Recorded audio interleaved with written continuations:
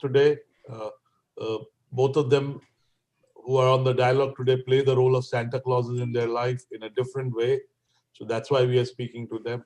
But on a serious note, let me welcome Mr. Sanjay Swamy and Mr. T.N. Hari, who are co-authors of a book that possibly was invented for Corona.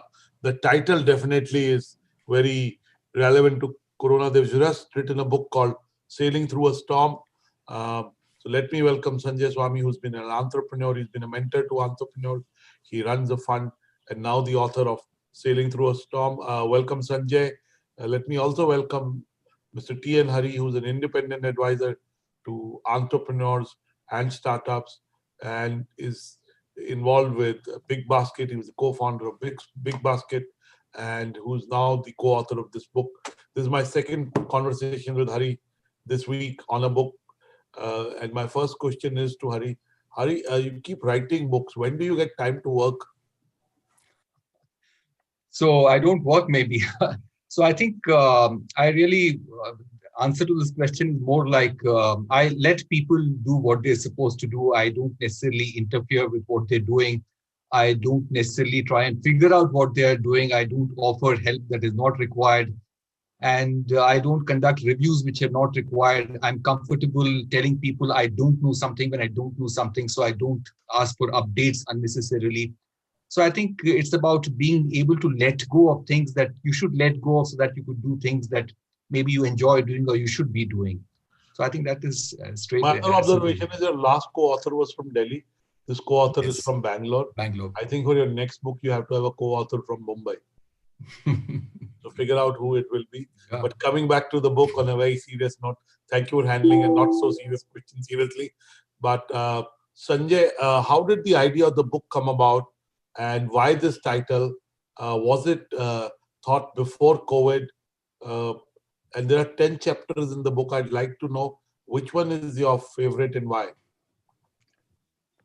So I think the idea of the book actually goes back to Hari, who really was, I would say, looked at the situation here. So there's a backstory here in that Hari and I are actually childhood friends. We grew up in a little town in Orissa where HAL has the big engine factory called Sunaveda. We were best friends in school till the age of 10, so 5th standard. And then I moved to Bangalore and we lost touch for almost 40 years and we reconnected about 5 years ago. And we've been in touch in recent months, and both of us are in the startup ecosystem here and associated. And, all of us, the first phase of, I would say, the February through April phase for everybody in the startup ecosystem was really, recovering or coping with the shock, trying to assess the situation we had and how we were all going to manage with it. And I guess that's what, Hari realized, that there are going to be a lot of interesting learnings and opportunities to, I guess, memorialize how people react in such situations. And that's when, he called me one day and said, "Hey, I'm writing a book. Would you like to be my co-author?" And I said, "Well, I have no idea what the book is about, but if you're asking me, sign me up." And that's how it happened, actually, quite casually.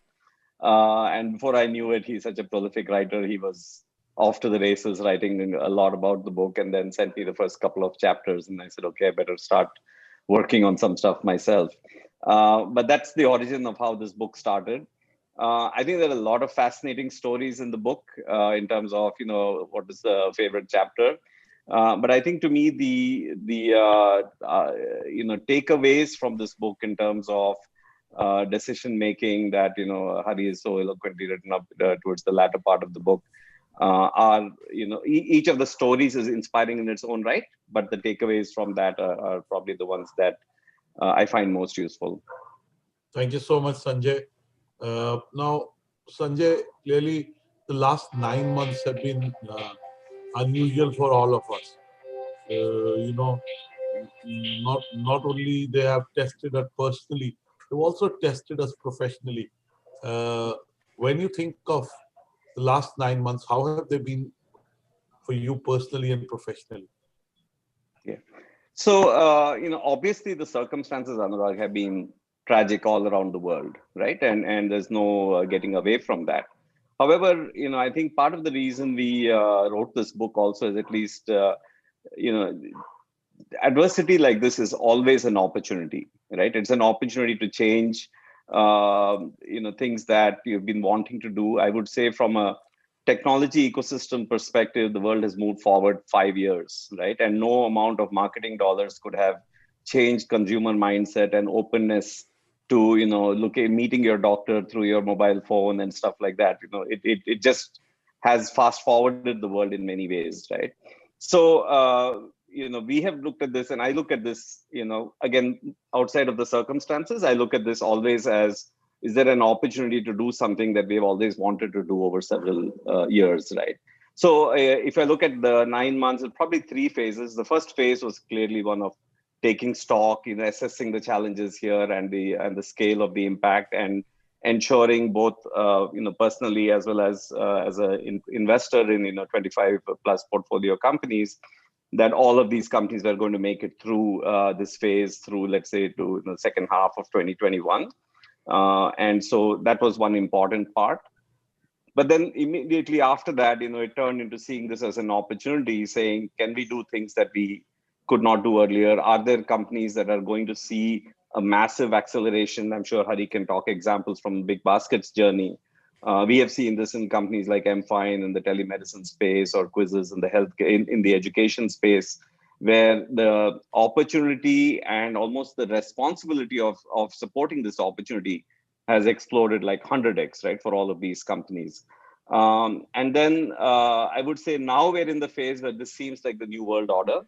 And I'm actually wondering whether we ever go back, and can we ever go back to the traditional ways of doing things, right? So professionally, it's been a very exciting time. On the personal front also, I would say, after a couple of months, I very happy that, I took up cycling in a big way. It's something that I would say after the age of 16, I'd probably not done for a long time. So looking at, I think it's been an opportunity for all of us, to look at what are the real, living life with our essentials, not living a very wasteful sort of life, focusing on family, focusing on our health, on our diet and so on. I think everybody hopefully is, while there are jokes that we're all going to be just putting on a lot of weight, I think everybody has come out a lot healthier and perhaps more peaceful out of this phase. And so that's what has kept me busy. But I'd love to hear from Hari as well. And I know there is a chapter called Cycle of Hope and Despair, but that's a different kind of cycle. But Hari, why do you call it living through a historic time? Of course, we understand it is a time of change. It's a time of opportunity. It is a time of seismic shifts. So give us, our readers, what is it in the chapter called living through a historic time? Yeah, I think it's pretty obvious, Anurag, that a crisis like this, a pandemic like this, doesn't happen too often. I think the last time we had something like this was in 1915-20, which was the Spanish flu, which decimated a good chunk of the population in Europe, hit millions of people in India too died. Eventually, it spread, but the pace at which it spread was pretty slow, because ultimately germs travel the speed of transport, which is, those days it was camel, and today it's the jet plane. So I think these kind of events don't happen too often. And while you are living through a historic time, mostly you don't recognize it. It's only after everything is over that you look back and, you can tell a story to your children or grandchildren what you've lived through.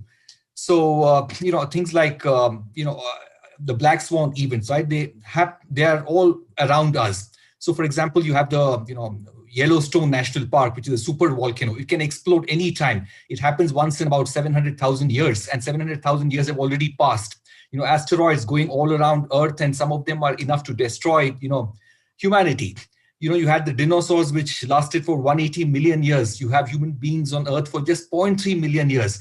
So 0.3 is such a small time frame, and we believe that, we are invincible and that we can control our destiny, we can control fate, everything. But the point is that any event like this potentially could come and wipe out the human race.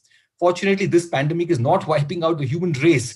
But then, while we have stopped being threatened by any other life form, I think the microbes continue to be of threat to us. From time to time, they take a form, a few molecules assemble into some random thing which is barely called life and called a virus, and they can come and hurt us. And I see, multiple things are already taking shape. Industry landscape is changing. So some trends are being accelerated. New industries are being created. Suddenly mental health is being talked about so widely. And I think we felt, that we are living through an absolutely historic time. When did we ever think that we'll all be locked down for 9 months at home, not even being able to meet neighbors, or not even being able to go out to, office and meet people even once in a while? So I think a lot of these things are, taking shape in front of us. And we thought, we are living through a historic time. And it's important to figure out if we can draw a pattern. Have these things happened in history? So this time, almost every one of us is facing a crisis. But the reality is that individually, we've all lived through crises in the past, individually and in groups. If you're part of a company that was hurt by some trend event, I think you were part of a group that was hurt. But for the first time, the whole world is facing this kind of a crisis. And we thought, let's take some stories from crises of the past, all kinds of crises. And we've told 3 kinds of stories in our book: personal stories, experiences of our own, personal lives. We've also told stories from history, political history. We've taken stories from corporate history and put them all together to draw out lessons. Because we found storytelling is very powerful. People learn a lot more from stories. So we use stories to communicate lessons. Okay. And, I know balance is always a quest that we all have in our personal life, in our professional lives, in our decision making. Your second chapter is about, balancing emotions and logic, but does it happen? And give us a sense of what is in the second chapter, Sanjay. Yeah. So I think, here so here, we've always seen, various kinds of stories in the past. The Bhagavad Gita is a beautiful example of balancing emotion and logic. So it's a moral dilemma that, Arjuna faces on the battlefield. And this chapter is really about dealing with some of those moral dilemmas, where there's a sense of duty which is conflicting with some decisions that you take, which will hurt some people that you love and respect, and you don't want to do that under normal circumstances. So this is really about balancing duty with, doing it in a humane way. So essence of this is really what is there in the Bhagavad Gita, which is focus on the things that you need to do.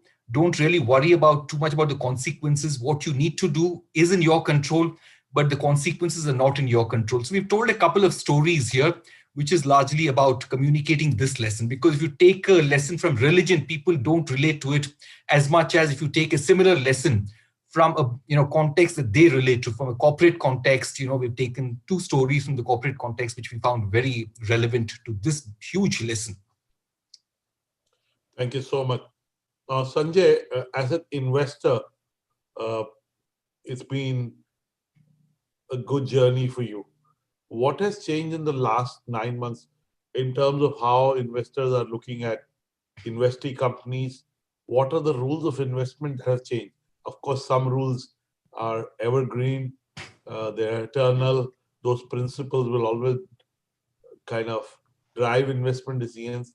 But for startups who are watching this, what are your advice when they are raising capital? Yeah, so I should say that investment is one of those journeys where you pick your subjects in the first standard and you see your results after the 12th grade. So we're still in that journey. So it's still early days here, especially in the venture ecosystem. Having said that, I think for entrepreneurs, especially those starting out today, right, and with younger companies, I think this pandemic has actually been a spectacular opportunity, right? Again, as I said earlier, tragic circumstances. But let me explain why I see the opportunity as being spectacular, right? I think no amount of marketing could have convinced consumers or businesses in India in particular to go digital the way they have right now, right? The reason this country has kind of pulled through over the last several months, one of the core reasons was really that we do have a payment infrastructure like UPI that almost everybody has accepted now. And we're seeing, spectacular growth of adoption there, right? I mean, growing at, I think, $2.5 billion transactions in the last month.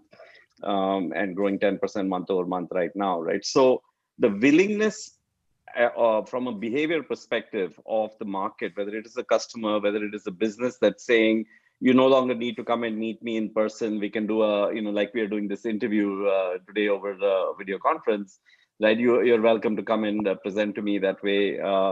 I'm willing to sign contracts electronically. I'm willing to do a pilot without having met you, etc. And we as venture capitalists, right? Interestingly, we normally invest in 3 to 4 investments a year. We've done 6 investments this year, right? So, and in almost all cases with entrepreneurs whom we have never met.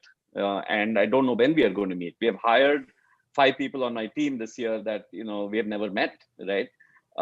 So I think the world has started to build a skill set, right? That means that the geographic boundaries are down. So Indian entrepreneurs can now be selling products all over the world. In the past, the expectation was, I'll do a seed round, I'll prove my product in India, then I'll, raise a Series A, hire one person in the US, and then sell. Now, all of a sudden, the world is your opportunity. And on the flip side, India is also open now to everybody from around the world, not just for Indian startups, right? So I think the founders can understand now that the world is their opportunity. The time at which things get proven, things get adopted, it has shortened. So the time to prove things out is actually accelerated as well as things that they thought were barriers in the past are no longer barriers. I think it's a spectacular opportunity right now for people to make the most of it, right? And there are a few examples of that we've talked about as well in the book in terms of how to make the most of this opportunity. Okay, Sanjay. Now, there is the 10th chapter is on leadership lessons. Clearly, leadership needs to come to the fore in these times and help you sail through the storm, so to say. Now, give us, between you and Hari, give us what are these leadership traits that are required in these times to sail through the storm? Hari? Yeah, so I think we've identified 5 leadership traits, Anurag. I think, it's pretty much fashionable, I think, to talk about leadership traits. But as we looked through, how people manage crises, we figured out that all people who successfully dealt with a crisis, or all people who prevented a crisis by taking the right kind of steps, lived 5 leadership values. The first one we would say was the difference between knowing and doing. So which is the difference between intellect and character. We've called this out, which is intellect is in being able to spot patterns, understand interconnections, understand complex stuff. We've also said, uncluttered thinking is about figuring out which interconnections matter and which don't matter, which patterns matter, which patterns don't matter. But both these are still related to intelligence, which a lot of smart people demonstrate. But character is something that not many people demonstrate. And that's very critical. And we've taken multiple examples. We've taken examples from, John Paulson, who dealt with, the housing crisis, where he made a huge fortune by being able to bet his house and farm against the, real estate bubble, housing, bubble that had built up. Warren Buffett, by investing $5 billion in Goldman Sachs at the height of the crisis, when the share price had fallen to, half the pre-crisis era. Very few people would have had the guts to invest $5 billion at that point of time. But these, individuals demonstrated character. A lot of people knew what was happening. A lot of people knew that the bubble had built up. A lot of people knew that the bubble had to collapse. But, taking those corrective actions, making money out of that in the process in the free market was an amazing display of character. So you said character is always about, being able to do the right things with courage and acting on what you know. We said that that's the number one trait. The second one, we said, a lot of crises actually have been caused by a lot of these alpha male traits, which is unbridled ambition, unbridled greed, wanting to win at any cost, thinking of things like, go big or go home. All of these are unbridled alpha male traits, which actually have created crisis. You look at a war, you look at, a financial crisis, all of these traits end up creating those kinds of crises. We said, to deal with a crisis, to prevent a crisis, you need a blend of feminine and masculine leadership traits, which is, you need caring, you need to be able to understand, you need to be able to demonstrate empathy, compassion. These are as important as achievement orientation, goal orientation, ambition. So if you can bring these two, and we found that a lot of leaders who did this, were essentially those who brought a combination. And we talked of examples from history. We've talked of Ahilyabai Holkar, we've talked of Akbar, and we've talked of even people like E. Sridharan, who was the metro man, who pulled off impossible engineering projects. So we've talked about a lot of these characters as well. And then, we've also talked about, you need to be fearless and a bit selfless, which is that it's easier said than done, which is that keeping your own self-interest the last thing in the whole, hierarchy of stuff. Focus on getting the right things for the company, for the community, for your country, for the society at large. And your own interest, self-interest should be pretty much at the bottom of the stack, if at all there is. And we found that those who dealt with crisis well are always able to do that. And fearlessness also, we figured out that they realized was not about lack of fear, but in being able to act in spite of being scared to death. It's in being able to realize that you're not good at a few things, acknowledging your weaknesses and still being able to act. We found that that was a trait that a few people demonstrated. Sanjay, you want to take on anything else? No, I think you covered it all. I think a few other things I just add to, which we've covered in the book as well, is decision making with incomplete data. I think a lot of people, look for a lot of, are very deliberate in their decision making. But really, in this world, you are going to need to make some decisions with incomplete data, and that itself is both an art and a skill that managers and leaders need to be able to master over time, right? And I think this is where the ability to course correct quickly, to be constantly looking for feedback in the market, making sure that just assessing what's the worst that can happen perhaps, and just making incremental decisions, right? In the startup world, we talk a lot about pivots actually, right? But normally startups never pivot.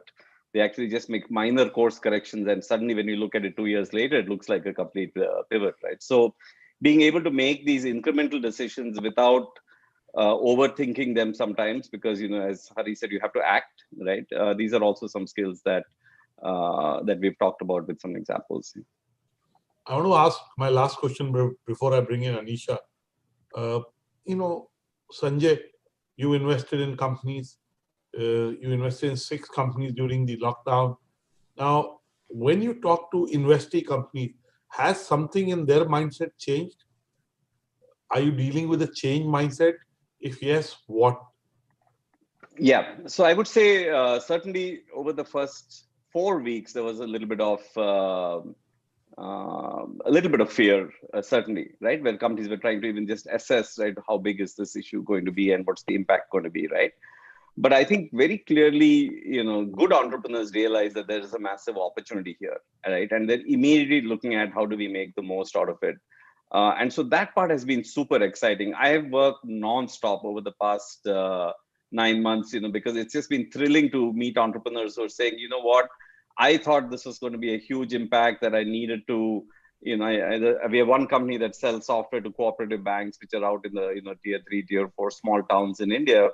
And all of a sudden, this founder said, can you believe it? They're actually conducting a board meeting over Zoom in order to make a decision to buy our product, right? And so I was initially thinking I could only serve customers in, Maharashtra and Gujarat, but now I'm seeing cooperative banks from across the country. I'm getting international requests, right? So it's been in many ways a thrilling time for founders, because they're seeing, our M-Fine, which had signed up 200 hospitals over 8 quarters and signed up 200 hospitals in the next 8 weeks, right? So the explosive growth and the opportunity that many of these companies, thankfully, we have been in almost entirely digital businesses. So they've been the big beneficiaries of this situation, but also the excitement and the hope that a lot of founders have got that they can actually make an impact and make a difference, right? So one of our companies, MyGate, does residential community security. They were called in by the local police to issue, the pass system for Bangalore, right? The whole team worked 96 hours non-stop, right, working from home, right, and pulled off a solution that that really helped the local system. So I think startups really felt here that they have an opportunity to solve society's problems. And obviously, the shining example here is Big Basket, where I don't think any of us could have imagined doing our groceries during these essential, during the lockdowns, with so much of comfort. So I think overall, it's been an amazing time for the entrepreneurs, and most have reacted very positively to it. Clearly, a few, I would say 10-15% of the companies, this has been a bit of a fatal blow. But I think founders will emerge stronger from it, right? And in the book, I have talked about my personal examples where I've been, through this journey a few times. I've seen, a company that I thought was going to do very well, go to close to zero, I guess, and take the disappointment of that. But these are all learning lessons. I have stopped using the word failed startup. I always say unsuccessful. Because you learn so much actually when things don't go well that it's hard to call it a failure. So I think it's a great time for founders now. And Sanjay, I use this again. I'll give you, I can talk about books and movies and go on. When I was discovered with COVID last night, I watched a movie. So that's, kind of gets me away. Or I read a book, which I will read lots over the next 14 days. I'll be quarantined physically, not digitally. I'll be even more active digitally.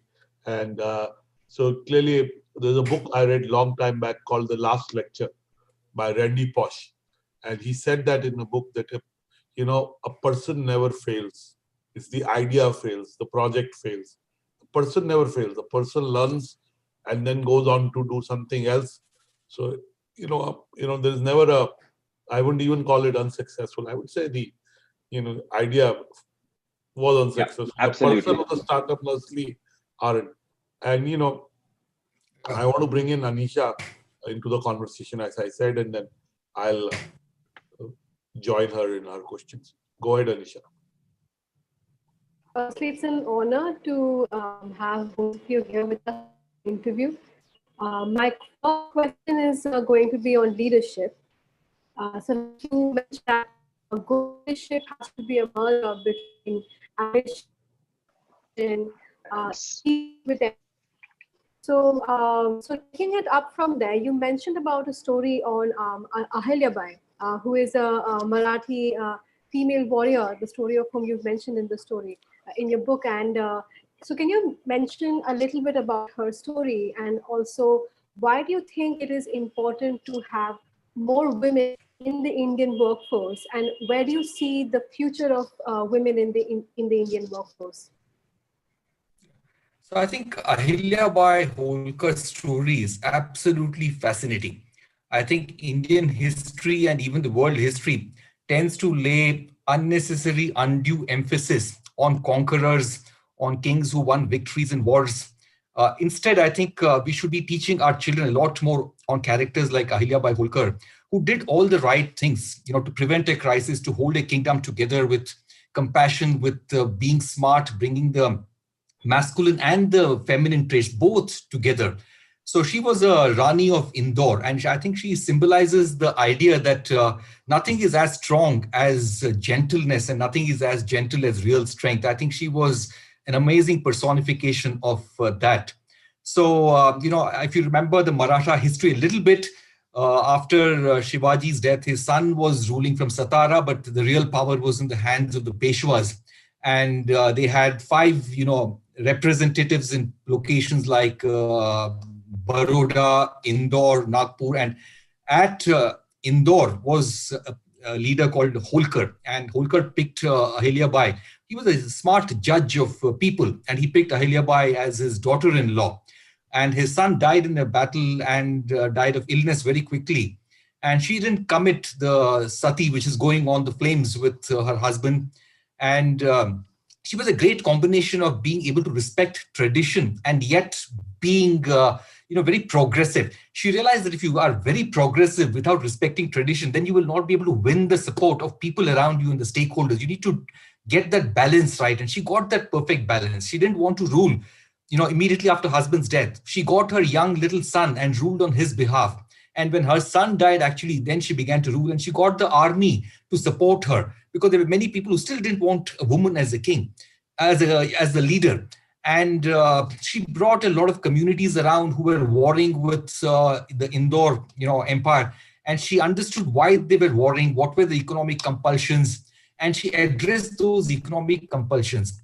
So I think, she is one of the most fascinating, underrepresented, undertold stories of Indian history. I think our children need to learn a lot more about characters like these. And in a much bigger way, I think Akbar also tended to personify those, and we've contrasted that with Aurangzeb. Akbar was an illiterate king. He didn't know how to even read and write, like many other great leaders in India, medieval India, like Shivaji, or the leader in Krishna Devaraya. None of them were literate, which brings us back to the idea that education doesn't necessarily teach you about the right things in life. You just need to be able to do the right things without education. And Aurangzeb was a highly educated man who did all the wrong things, who was not able to hold the kingdom together.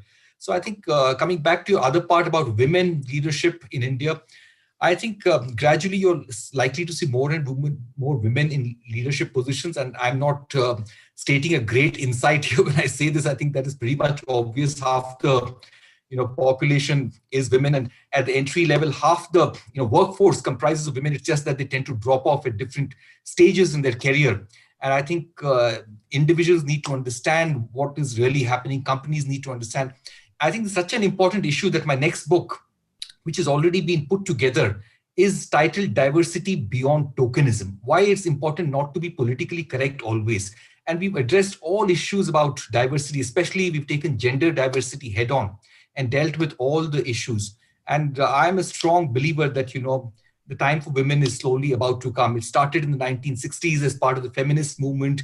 The word feminist got misunderstood. Feminism got misunderstood. Actually, anybody who wants equal rights for both men and women is a feminist. I could be a feminist. A man could be a feminist. Everybody should be a feminist. So that's the broad answer to your question. I want to ask both of you, since Sanjay wants to respond, but just, one of the things that I notice in Indian entrepreneurs is, and then through a conversation with somebody who runs a very large fund, this self-made billionaire, what I discovered is that Indian entrepreneurs are very good at being rich. However, not all of them are very good at being wealthy. And let me explain that to you. If an Indian entrepreneur sells some equity in his company, raises some primary and some secondary, and I don't have to tell you primary, secondary to both of you what it means, right? They go and buy a $10 million house rather than put that 10 million back into the company, or another 5 startups or 10 startups. So do you think you see that mentality changing? First Sanjay and then Hari. So I just want to reply a little bit on the previous question on women, and then come to your question, Dr. Annurag. So actually, I'm very happy to say that, Zipdial was started by, Valerie was a Caucasian American young lady who came to India and worked with me at MCheck, and then we both started Zipdial together along with the third partner. I met Valerie. Sanjay, a couple of years back, my friend Ishani Chattopadhyay introduced me to Valerie. Awesome. Yeah, awesome. So I did have 2-3 interactions with her. I did meet her twice or thrice. And so at Prime also, we probably have 4 or 5 of our founders are women, including a couple of cases CEOs. We do, see a lot more women as part of founding teams, and we would love to see many more actually.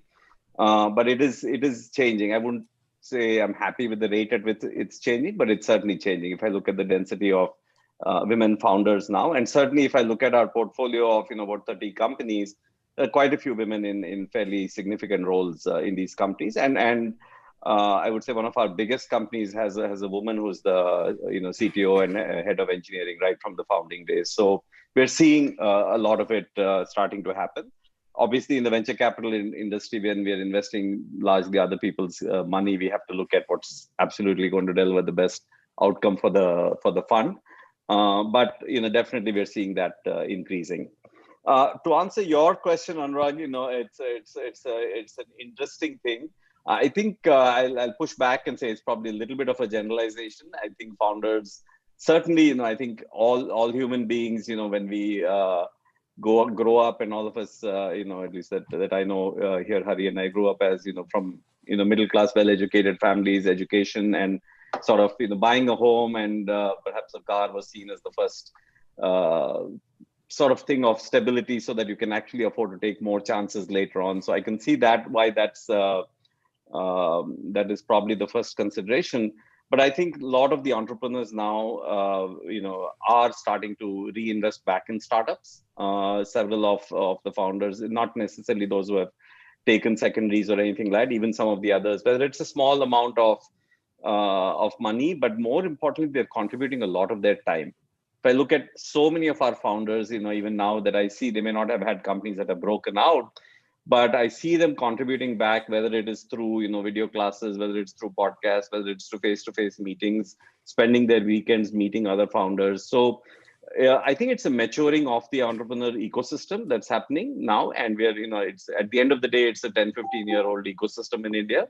But we'll see a lot of change. And I would say that what we have seen over the past 15 years, the rate at which it's changing, I think the next 4 or 5 years, you'll see a lot more support from the ecosystem. I'm sure Hari has seen a lot of this. I would love to. No, Sanjay, I completely agree with you. I don't think I'll have anything new to add. I think every point you made is spot on. As you go into 2021, I want Hari and then Sanjay to make your top predictions about trends in 2021. Of course, those are the trends that you may want to write in your book, Hari, or Sanjay, you may want to invest in. So first Hari and then Sanjay. I think one big trend that I see taking shape is the tryst of Middle India with destiny. Nehru spoke about India's tryst with destiny. I think it eluded, those who were the middle and the bottom of the pyramid for, the last 60, 70 years. I think the time for Middle India has actually come. I think all the foundation has been laid. Foundation in terms of infrastructure, especially digital infrastructure. I think the physical infrastructure in India continues to be bad, but the digital infrastructure has quietly taken shape and is actually allowing very innovative entrepreneurs to solve wicked problems at price points that are relevant for Middle India. So Middle India is not willing to pay for the conveniences of the top 50 to 70 million consumers in India at their price points. I think they are looking, their price value combination is very different. They're looking for more value at the same price or much lower price for the same value. And I think the infrastructure is allowing, a set of innovative entrepreneurs. The one single incident which is reflective of this is the way Mukesh Ambani has been able to raise money. I think in the matter of few months, less than 6 months, he raised $25 billion, which is more than what the entire ecosystem raised in 2019 and 2000 and even 16, the peak years. So I think that is reflective of a broader trend that 400 million consumers in India are up for grabs, and anyone who is able to provide innovative solutions for them. And this is not just digital. So digital will lead the way, but underneath the digital infrastructure, entrepreneurs need to address the physical supply chains.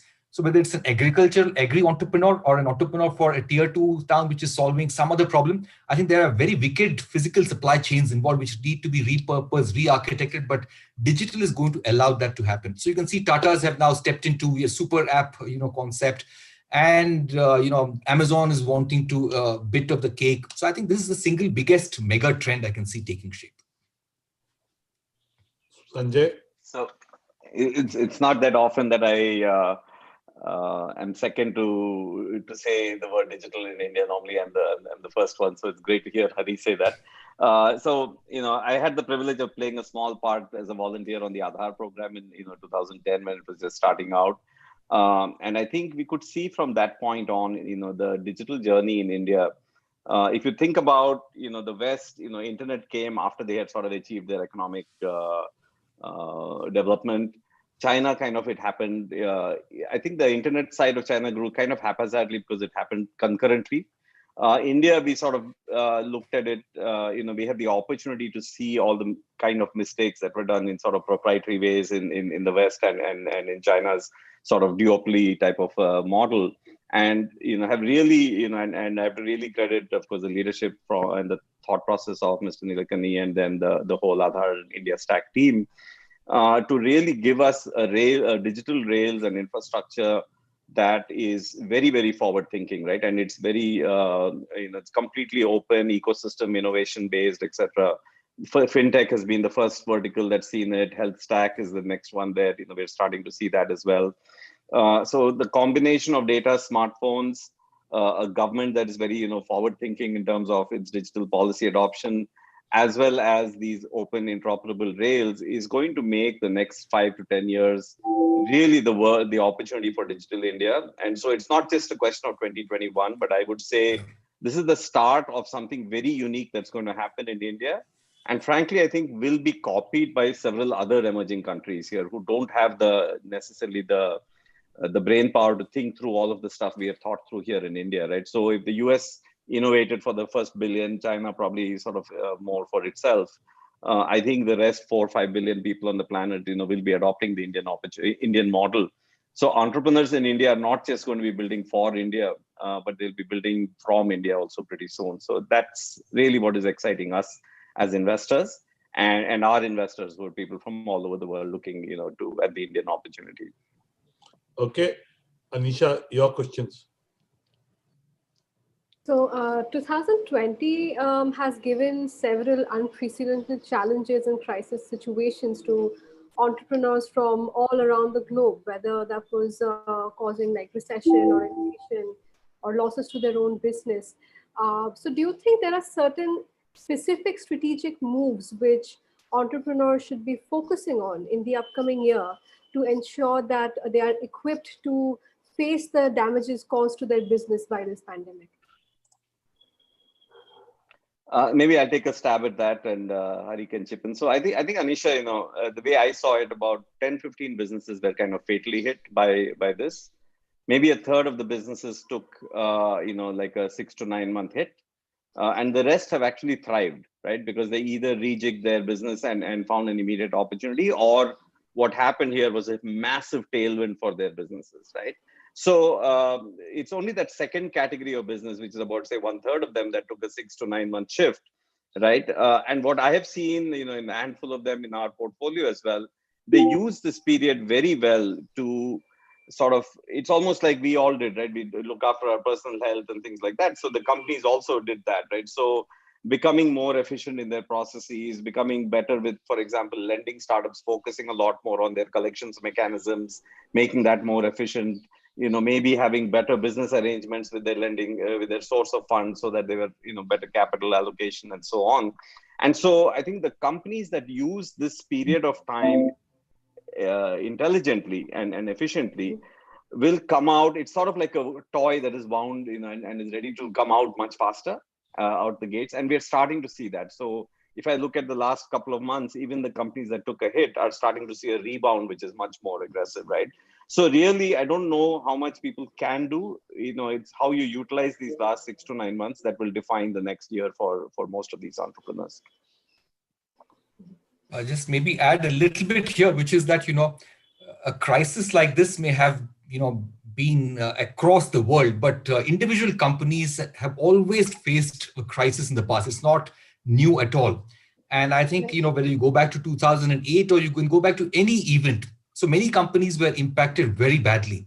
And I think those that have survived and done well are those which applied very, very old-fashioned practices, very old-fashioned ways of dealing with a crisis, which is to be resilient, which is to accept that the world has changed in some ways. And what can we do on top of it? For example, how do we adapt? How do we do things differently?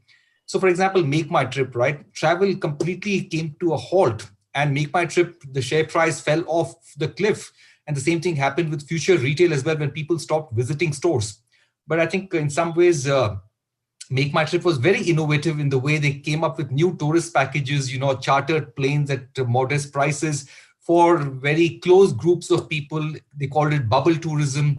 So I think, they thought that, realized that the travel will never be what it was, but then how do we think about it in a different way? And the same thing happened, I think, Future struggled. I think the reality is that some companies, whatever you do, when a crisis hits you, you can't survive. So I think it's not that you can be smart and get away with any crisis. Sometimes the crisis is so big that it will decimate you.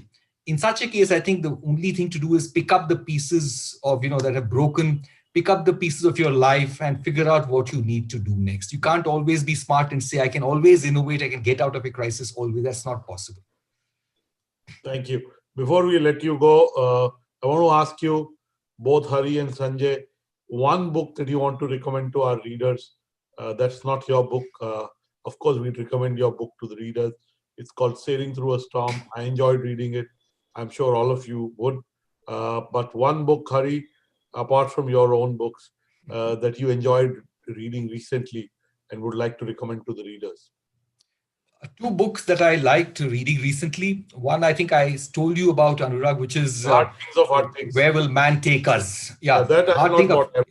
Yeah, that's one of the most amazing books on, technology trends and how the future could look like. Absolutely amazing book. The other one was more about leadership.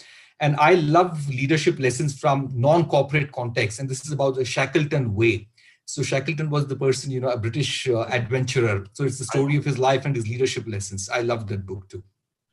I read that this is the guy who was stuck in the, his plane was, they were on a plane and the plane got crashed. Yeah. He was with a couple of his correct. Colleagues. Yes. Yes, I read that book a long time back. Thank you so much. Sanjay, your top recommendations? So I can recommend Hari's other book, right? Okay. But yeah, and I've actually just ordered it myself. Looking forward to reading it. The other one we're recommending to a lot of our founders is, Positioning: The Battle for Your Mind. Al Ries and Jack Trout. We think it's a really good book as well for entrepreneurs to read. So strongly recommended. Okay. All the best. Anisha, your last question before we call it a day. Sure. So, of course, this year, despite the pandemic and everything else, you completed writing your book. You're successfully still setting up ventures, investing in companies. So, do you have any specific milestones in your roadmap ahead for the upcoming year? Sanjay, why don't you go? Sorry, I couldn't hear the question. I had a slight internet issue. Sure. So my question was that, do you have any specific milestones in mind for the year ahead for yourself? Well, I think personally, of course, love to continue the way we have this year. I think it's been in general a good year. I was telling Annurag about taking up cycling and spending more time with family, cooking, a few fun things. But I think professionally here, I think it's just such an incredible time in India in the entrepreneurship world. I would say continue more of the same. We'd love to see more young entrepreneurs, more women entrepreneurs come forward, and like to see a few more companies breaking out. I think becoming a unicorn sort of is often seen as the fact that you've arrived, but I think broadly, solving real problems is what matters, and we have an opportunity here in India to make the world a better place by solving real problems. And we'd love to see more and more startups taking on India problems, and as Hari said, reaching out into the hinterlands and solving more problems for India. My one small parting message is also a quote that we've mentioned in the book is, things are never as good as they are. Things are never as bad as they are. So, for those who have had a great year, enjoy it, but also be cognizant of the fact that some of it might have been luck. And for those who've had a terrible year, also, things are never as bad as they are, and things will get better, right? So think ahead. And as they say, calm is a superpower. So I hope personally to get a lot more calm. Thank you so much. And one of the first questions, I asked myself during this pandemic or the early stages of the pandemic was really, what can I do now because of the pandemic that I can't do once the pandemic goes away? And I think in the process, I discovered a few new melodies in life, met some amazing people, made a lot of good friends in the process, found new interests. So I think I'll do a bit more of that as well as into 2021. Thank you so much, Hari and Sanjay. We wish you luck in your endeavors of creating more entrepreneurs, Hari, of creating more knowledge and insights that entrepreneurs can use. And we wish you fulfillment and in both personal and professional spheres in 2021. I'm sure 2021 will be even more fulfilling than 2020. So we wish you luck. For those who missed this interview, please read it in the next issue of BW Business World, or read it on bwdisrupt.com, or visit the YouTube channel of Business World. Thank you so much. Good evening and Merry Christmas to all of you. Thank you so Thank you so much, Anurag and Anisha. Really appreciate it. And wish you all many Sorry, blessings too. I was yawning because I don't know, I'm feeling tired. So it's nothing to do. I mean, I've slept like 10 hours, but maybe COVID, my back is aching. So sorry for that. Thanks, Anurag and Anisha. No, take rest, Anurag. I Yeah, think. no, I will. Thank you. Anurag, if I may get your address, I have a small gift I want to send you. I'll send We backed a company called Dozy, which helps monitor your sleep, and it's been very, very useful for a lot of.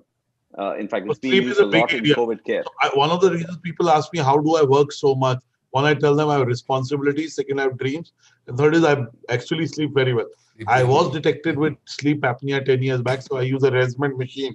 But I've lost weight, and maybe in a year I may get off it. So, Awesome. But I'd happily send you my address. Please, would love to share that with you. Thank you so much. Really appreciate it. Thank you so much. Thank you, and Thank do you take all. rest and get well soon. Bless you. Bye-bye.